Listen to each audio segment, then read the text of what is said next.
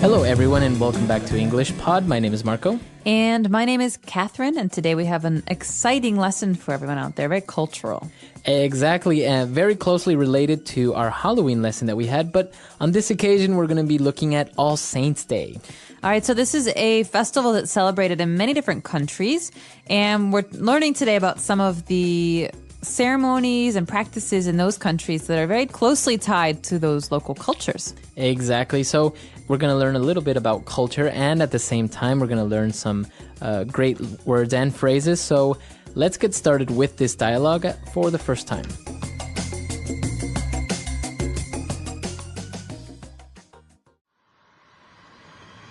The Day of the Dead has arrived. All Souls Day and All Saints Day. Your neighbor is crazy. Why is he screaming that? Because today is the 1st of November, the Day of the Dead. Oh, that's right. This is a very special day among many cultures around the world, especially in Latin America. Seriously? I thought it was just like any other day, except for the fact that people visit the cemetery and remember their loved ones. Well, that's just part of it. People across the world celebrate in different ways. In Mexico, for example, it's common to see people building private altars honoring the deceased, using sugar skulls, preparing the favorite foods and beverages of the departed, and visiting graves with these as gifts. In the Philippines, the tombs are cleaned or repainted. Candles are lit and flowers are offered. Entire families camp out in cemeteries and sometimes spend a night or two near the relatives' tombs. Whoa, that's scary. I don't know if I could do that. Why? We should fear the living, not the dead. And we're back. So, did you know about these traditions in the Philippines and in Mexico? I know about the Mexican ones because there's a lot of Mexicans where I come from in Chicago, and they still celebrate these things. But I didn't know about the Philippines, so I found this really interesting. Interesting, right? Actually, yeah, the Philippines as well as Mexico are very Catholic countries, so maybe that's one of the reasons why they have they have these events that are so important for their culture. I'm sure, yeah. All right, so before we start talking a little bit more about the culture, why don't we take a look at language takeaway? Language takeaway. All right, the first word is a very common word, especially if you're a church-going person. The word is altar. Okay, and an altar. An altar. It's a thing. It's a thing, and an altar is usually found inside a church, as you said, right? That's right. So it's like a... Table. It's like a table. Or a counter. So the altar in the church is where the priest does all of the stuff that he does during the Mass. It's where he prepares the bread and the wine, and it's essentially a table, yeah. But you can build an altar for yourself in your garden, for example, right? And it doesn't have to do with the Catholic religion necessarily. No, not necessarily. You could have an altar in a Greek pagan temple where you give offerings to a god or goddess. And so in this case, an altar is a special religious table where you perform certain religious rites or functions. Okay, very interesting. All right, and so it's common in Mexico for people to build private altars honoring the deceased. So what is this word deceased? All right, deceased is a noun. It's a word that we use to call someone who's dead or departed. So the deceased was named John Smith. So it's like a more technical term of saying somebody is dead.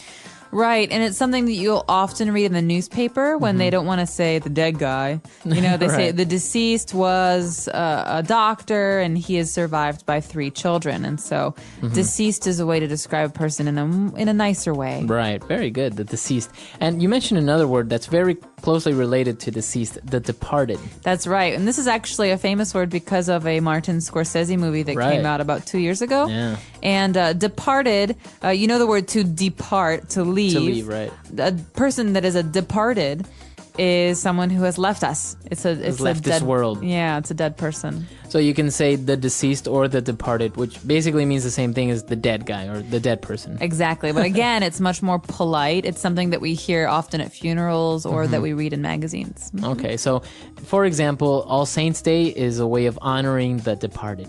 Exactly. Very nice sounding. Yeah, it sounds better. All right, so talking a little bit more about the departed and the traditions, it says here that many Mexicans use sugar skulls or have sugar skulls during this festivity. That's right. So a skull is the bones from a person's head. All right, and so you can often see these on for example, pirate ships. We say skull and crossbones. Right. And so it's the bones from a head and you have the bones underneath. And it's a very popular image on Halloween because it's scary. Yeah. But a skull is essentially the bones from a head. So it's like a person's head without the skin, eyes, lips, everything, right? Right. It's scary because it has empty black spaces yeah. where the eyes are supposed to be, and you can see all the teeth, but nothing else. What about the sugar skulls? What are these? They're skulls made of sugar. That's right. And so they look like skulls because there's no cheeks and they're not really, there's no skin or eyes, but they're beautiful because the Mexicans in their tradition, they color the sugar. So you can have white skulls with this beautiful green and pink and red and blue decorations. And you can eat them because they're made of sugar. And Exactly. so it's a special treat that people have in the Mexican tradition on the Day of the Dead. Very good.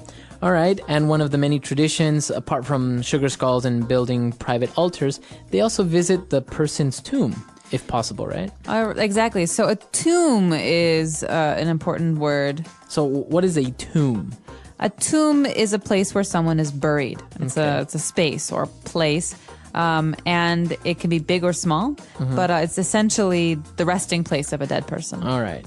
So a tomb, where the person is. And actually, on the tomb, you have the tombstone, right?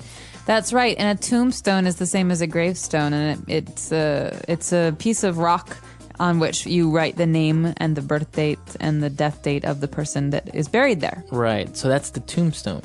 Very good. Okay, so an interesting amount of words here on Language Takeaway. Why don't we listen to this dialogue again, and we'll be right back with Fluency Builder.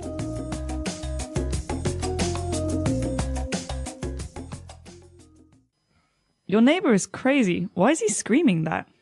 Because today is the 1st of November, the Day of the Dead. Oh, that's right. This is a very special day among many cultures around the world, especially in Latin America. Seriously? I thought it was just like any other day, except for the fact that people visit the cemetery and remember their loved ones. Well, that's just part of it. People across the world celebrate in different ways. In Mexico, for example, it's common to see people building private altars honoring the deceased, using sugar skulls, preparing the favorite foods and beverages of the departed, and visiting graves with these as gifts. In the Philippines, the tombs are cleaned or repainted. Candles are lit and flowers are offered. Entire families camp out in cemeteries and sometimes spend a night or two near the relatives' tombs. Whoa, that's scary. I don't know if I could do that. Why? We should fear the living, not the dead. All right, we're back. So why don't we look at 3 main phrases on Fluency Builder now?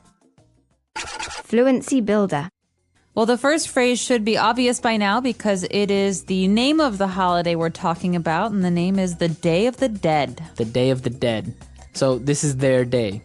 It is, and it's the Day of the Dead because it's the day in which people around the world celebrate the departed. It's when they talk about and remember people that they've loved who have died. Okay. So it's not really like a sad day, right? It's more of a happy remembering them and honoring them and how much you miss them, but in a good way. Exactly, and you're not actually going to hear this very often in reference to American culture because it's not something Americans do and English people don't do either. But people, when they're talking about their own families and traditions, will want to talk about this because in the Philippines or in Latin America, you have a very strong culture, like a very strong tradition of celebrating this. So, All right. And as we mentioned, this day is a day to honor or to remember your loved ones. And that's our second phrase, your loved ones. the phrase loved ones might not be obvious to many people because you can love many people and many things, but loved ones is a phrase that generally means the people that you care about the most, your friends and your family. So you could say, I want to have a party, but I only want my loved ones to be there. Okay. Or he was in the hospital and all of his loved ones visited him. So it's all those people, not necessarily only family. It's friends and family that you love. Exactly. And so those are the people in the world that are the very closest to you. Okay. And our last phrase, and probably one of the most interesting traditions that we were able to see in this dialogue, is that people in the Philippines camp out in cemeteries on their family or loved one's tomb. That's right. So the phrase to camp out means to stay overnight, to bring food and a tent or blankets. And it essentially means to make a camp so you can stay there. And this is very unusual to me because I can't imagine sleeping in a graveyard. I think I get the goosebumps. Right. So camp out, or you can just say camp, right? You don't Right. necessarily have to say both of them. Right. You can camp or you can camp out. And camp out generally means that you're staying in a place that is temporary. Okay. Very good. So interesting phrases as well on Fluency Builder today. Let's listen to the dialogue for the last time, and we'll be right back.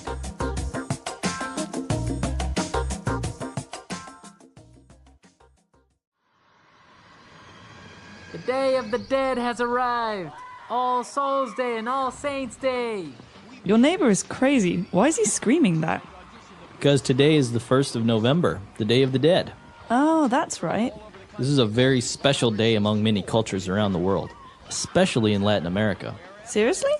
I thought it was just like any other day, except for the fact that people visit the cemetery and remember their loved ones. Well, that's just part of it. People across the world celebrate in different ways. In Mexico, for example, it's common to see people building private altars honoring the deceased, using sugar skulls, preparing the favorite foods and beverages of the departed, and visiting graves with these as gifts. In the Philippines, the tombs are cleaned or repainted. Candles are lit and flowers are offered. Entire families camp out in cemeteries and sometimes spend a night or two near the relatives' tombs. Whoa, that's scary. I don't know if I could do that. Why? We should fear the living, not the dead.